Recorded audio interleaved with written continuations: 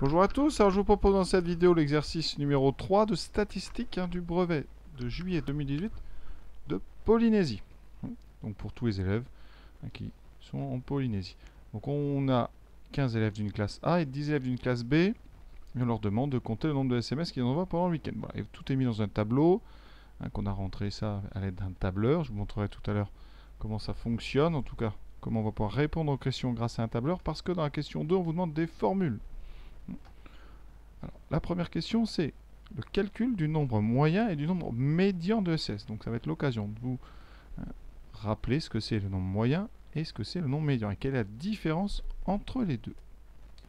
Alors le nombre moyen, c'est un critère, on dit de position. Ça permet une évaluation rapide du nombre de SMS par élève. Alors que le nombre médian, ça donne ce qu'on appelle un critère de dispersion. Ça vous dit si c'est très hétérogène ou très homogène. Alors dans la classe A, qu'est-ce qu'on peut voir en regardant? On remarque qu'il y a 5 zéros. Là, on est en train de regarder la série A, donc ici, je surligne. Et il y a beaucoup de 15, 16, 17, 18. Donc c'est très hétérogène. Beaucoup ont très peu de messages et beaucoup ont beaucoup de messages. Et entre les deux, vous n'avez pas grand-chose. Ça ne se verra pas en calculant la moyenne. Ça va se voir peut-être dans le nombre de médians. Et après, on a d'autres critères en statistique pour justement creuser un petit peu, fouiller tout ça. Alors pour calculer le nombre moyen, ça c'est un calcul de moyenne, c'est vraiment très simple. Il faut le temps, mais c'est juste la somme totale donc, du nombre de SMS divisé par le nombre d'élèves. Donc ici, nombre moyen, on va regarder donc la somme de tous les SMS, donc 5, plus 7, plus 12, plus 15, plus 15, plus 16, plus 18, plus 21, j'ai pas été jusqu'au bout tout à l'heure, plus 34, plus 67. D'accord? On va additionner tout ça à la machine et on divisera par le nombre total. On a dit qu'ici, on avait donc 15 élèves dans cette classe. Le résultat que vous obtiendrez s'appelle donc le nombre moyen, autrement dit la moyenne du nombre de SMS envoyés par élève. On trouve à la machine 210, ce qui nous donne 210 sur 15. Alors 210 divisé par 15, alors ça tombe juste, on a de la chance, ça fait 14. Donc 14 SMS en moyenne par élève, donc dans la classe A. Le nombre médian. Alors le nombre médian, c'est un nombre qui permet de couper la classe en deux. D'une partie, la moitié de ceux qui ont envoyé le moins de messages, et de l'autre côté, l'autre moitié qui aura envoyé plus de messages. Donc ça dépend de l'effectif. Ici dans la classe A, on a un nombre impair. Donc si on doit couper en deux, on ne peut pas vraiment. Si on veut faire deux groupes, on doit ici faire un groupe de 7, comme on a 15 personnes.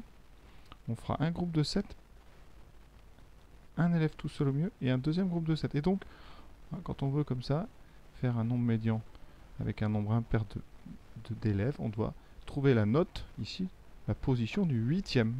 Comme ça, il y a 7 élèves qui seront avant lui et 7 élèves qui seront après. Donc le nombre médian, c'est donc le nombre de SMS du 8e élève, on va compter. Donc 1, 2, 3, 4, 5, 6, 7, 8. 7 élèves, c'est ici. Voilà, c'est le I. Avant lui, on a les 7 qui ont envoyé le moins de messages et après lui, les 7 qui ont envoyé le plus de messages. Donc le nombre médian, ici, ça va être donc 12. D'accord? C'est donc la note du 8e élève.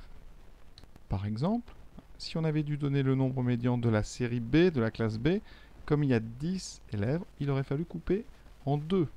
Donc on aurait coupé au 5e, donc entre le 5e et le 6e. Et alors la note médiane, ça n'aurait pas été ni le 11 ni le 17, mais ça aurait été le milieu des deux. Donc là on aurait calculé le milieu entre 11 et 17, et le milieu entre 11 et 17, ça aurait été 14. Donc vous voyez, quand on a un nombre pair, on doit faire une moyenne de deux notes. Et quand on a un nombre impair, c'est facile. On prend l'élève qui sépare la classe en deux. Donc voilà pour cette première question. Pour ceux qui l'avaient remarqué, dans le tableau d'ailleurs, vous avez ici, en bas à droite, la médiane de la classe B ici, qui était bien indiquée à 14. Pour la moyenne, c'est 12. Vous pouvez vérifier en faisant donc la somme de ces 10 nombres et vous l'avez divisé par 10. Voilà. Alors, quelles formules ont pu être écrites dans les cellules Q3 et R3. Déjà, on va repérer ces cellules. Alors là, on va faire du tableur. Donc, je vais vous le faire sur un vrai tableur, parce qu'il n'y a rien de mieux quand même que de voir vraiment avec le vrai programme ce qui se passe. Q3. Alors Q3, la lettre QCA, donc Q3, bah, c'est le 12 que je venais de... Voilà. Et le 14. Voilà. Comment on peut calculer ça avec un tableur? Quelles sont les instructions qu'on doit écrire? On va commencer par la plus facile, c'est la moyenne. Aujourd'hui, j'ai utilisé donc Excel. Alors, vous avez plusieurs types de tableurs, plusieurs marques. Hein. Celui-là est payant, vous en avez d'autres. Hein. OpenOffice, voilà, qui est libre de droit et gratuit. Donc voilà. Alors, comment utiliser donc un tableur? Ici, j'ai rentré donc tout ce qui était donné. Alors, je vais effacer le 14 et le 12, puisque je vais remontrer comment on les trouve.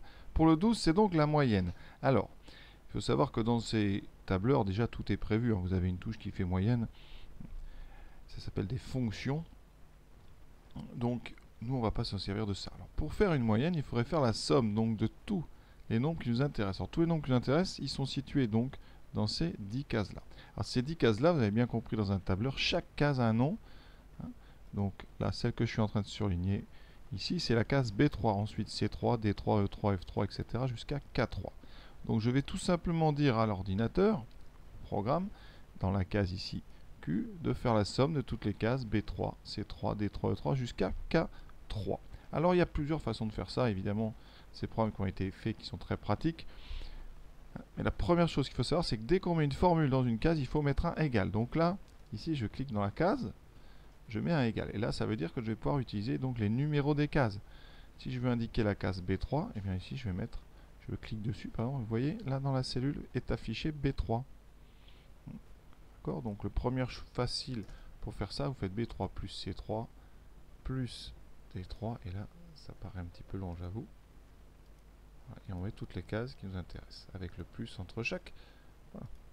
Donc ça c'est la somme. Si je valide pour l'instant, vous allez voir, ça me fait la somme, j'ai 120. Alors moi je dois faire la moyenne, donc je dois diviser ça. Donc je mets des parenthèses, voilà. Et je dois diviser ça par 10. Donc je mets divisé par 10. Et vous voyez qu'ici, j'ai fait apparaître 12. Donc c'est un peu long parce que vous avez 10 cases, il faut cliquer dans les 10. Donc les concepteurs de ce genre de logiciel ont tout prévu.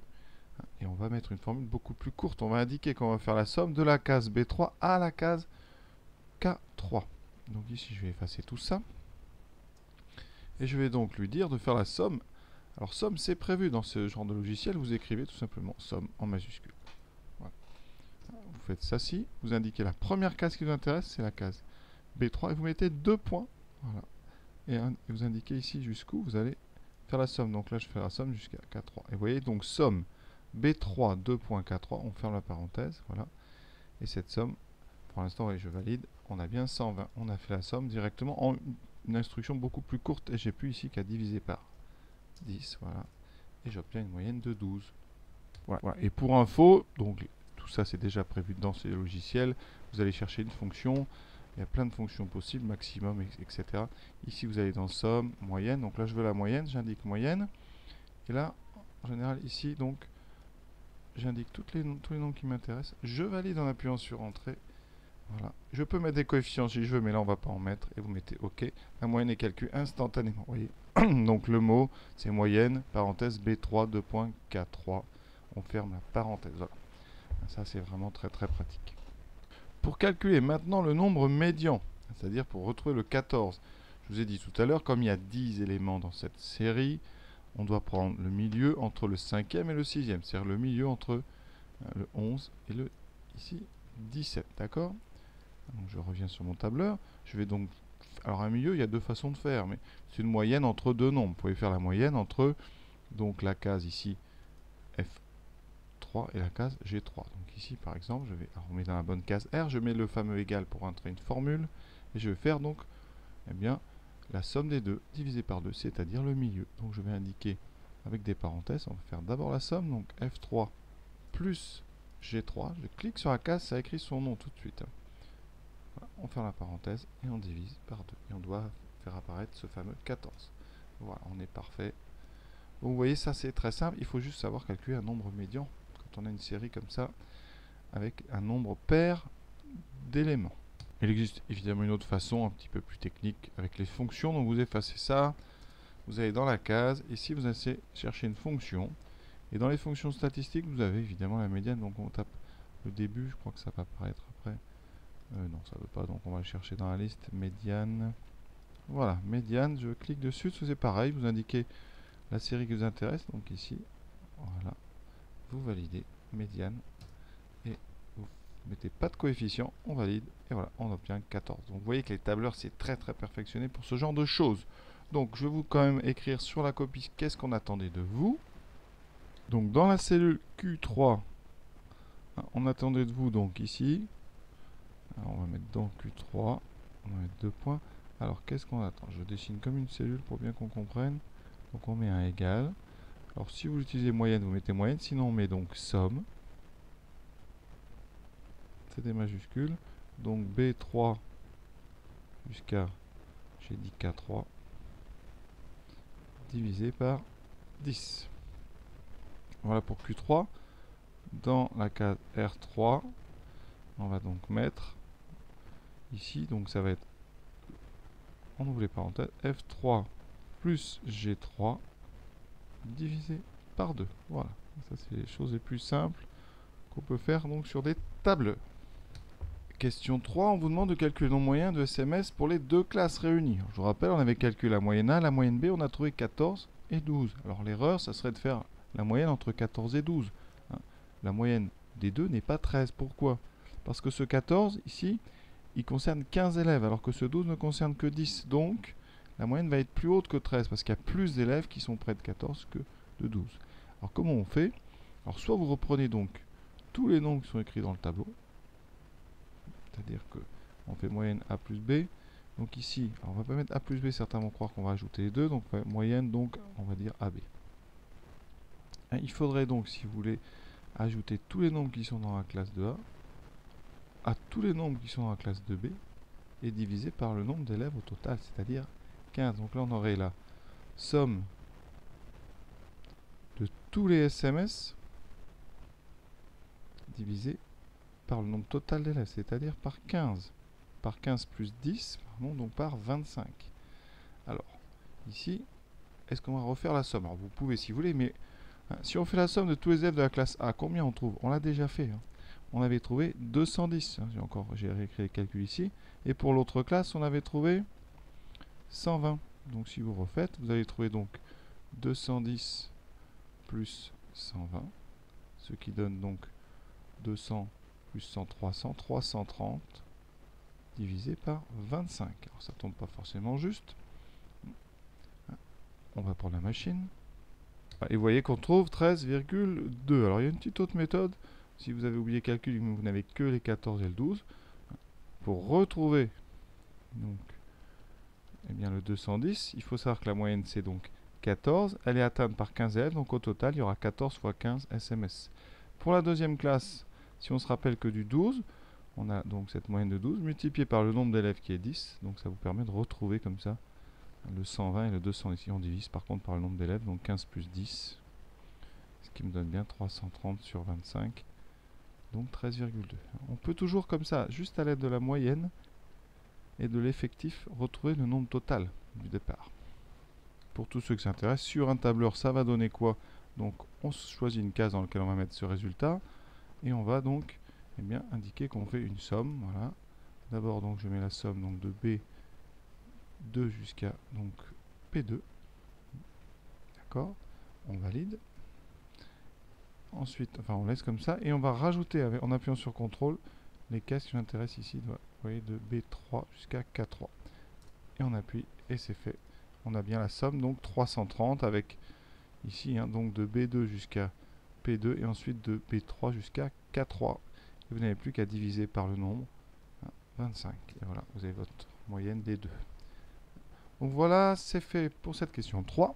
Maintenant, on vous demande le nombre médian pour les 25 élèves. Alors là, c'est pareil, c'est assez intéressant, on ne fait pas ça tout le temps. Comment on fait alors? Parce que là, on n'a pas... On a dit, pour un nombre médian, il faut réussir à couper la classe en deux, avec les moins grandes valeurs d'un côté et les autres. Il faut séparer en deux. Alors ici, donc, eh bien, il va falloir faire la liste des notes dans l'ordre croissant. Donc on a 0, 0, 0, 0, 0. Ensuite, on a un sixième 0 ici. D'accord? Donc pour l'instant... je me suis occupé, d'accord, de tous ces nombres. Ensuite, je regarde quel est le suivant. Je vais mettre des petits tirets entre chaque pour pas mélanger. Ensuite, vous avez un 1, un deuxième 1, ensuite un 2, puis 5, etc. Et vous allez tout classer dans l'ordre 7, Et pour l'instant, je me suis occupé des 1, des 2, du 5, du 7. Le suivant, vous voyez bien, c'est un 11, puis un 12, puis un 15. Il y a 2 15, un 16, 17, il y a 3 18. Voilà, pour l'instant, oui, j'ai pris le 12, les 2 15, le 16. Ce 18 là, j'ai pris le 11, il y est, 17, les 2 18. Et on continue. Il me reste donc 20, 21. Ensuite, donc 32, puis 34, puis 67. On peut compter sur eux pour voir si on n'a pas oublié de nombre. Donc on doit avoir 25 nombres écrits. Donc je vais les mettre par 5. Donc 5, 10, 15, 20 et 25. Voilà, on a bien nos 25 nombres écrits dans l'ordre croissant. Donc ici, 25, c'est un nombre impair. Donc quand on fait une médiane, un nombre médian, eh bien on ne peut pas couper en deux parce que ça ferait 12,5. Donc on va faire un paquet de 12. Ici, un nombre tout seul et un autre paquet de 12. Et le nombre médian, ça sera donc celui-là, c'est-à-dire c'est le 13e. Donc on va chercher dans cette liste quel est le 13e. Alors c'est pratique parce que j'ai mis des paquets de 5. Donc 5, 10 et le 13e, c'est lui. Donc ça, c'est le 13e dans l'ordre croissant. Donc le nombre médian des 25 élèves, c'est égal à 12. Effectivement, vous avez bien 12 élèves en dessous et 12 élèves au-dessus. Voilà comment on fait. Rien de plus à dire, je pense. Voilà, j'espère avoir été complet. Vraiment, avec le tableur, j'ai essayé d'être très complet. Peut-être trop pour certains, mais voilà. À très bientôt. On vous dit quoi ensuite? Que Martine, elle pense qu'il y aura 1150 adhérents. Parce qu'elle a fait quoi? Elle a fait une augmentation de 10 et une augmentation de 5%. Elle a dit que ça faisait une augmentation de 15. Alors c'est faux, parce que sinon déjà, on pourrait dire c'est faux, sinon elle aurait trouvé. Donc c'est faux, car le résultat est 1155 et non pas 1150. D'accord? Alors il faut savoir que les pourcentages ne s'additionnent pas quand on fait comme ça successivement des choses. Ici, pourquoi? Parce qu'on va d'abord faire plus 10%, puis plus 5%. Alors si vous ajoutez, ça fait 15 bien évidemment, mais attention, les 5% sont calculés non pas sur les 1100 de départ, mais sur les 1100 qui ont été augmentés de 10%. Donc ici, quand vous rajoutez 5%, eh bien, c'est des pourcentages, on va dire, un petit peu plus gros. Chaque pourcent est plus gros puisqu'il est calculé sur un nombre qui a été augmenté. Et pour calculer le résultat comme ça, il ne faut pas faire 10 plus 5, il faut faire... Donc nous, on était parti de 1100. On a pu multiplier une première fois par 1,1 et une deuxième fois par 1,05. Donc quelle a été la multiplication? Et on prend la machine. Et vous voyez que ici, on a fait 1,1 fois 1,05. Ça nous a donné une multiplication par 1,155. Donc ça fait 1,155. C'est pour ça d'ailleurs qu'on a trouvé 1155. Donc l'augmentation n'est pas de 15%. Elle est de... Eh bien, regardez, pour avoir ici 1,155, ça veut dire qu'on a gagné 15,5%. D'accord? Si on avait gagné que 15%, on aurait ici 1000 plus 150. Et nous, on a une augmentation de 15,5%. Donc elle a tout à fait tort. Surtout quand on fait des augmentations successives ou des évolutions successives, on n'ajoute pas les pourcentages. Ça ne marche pas du tout.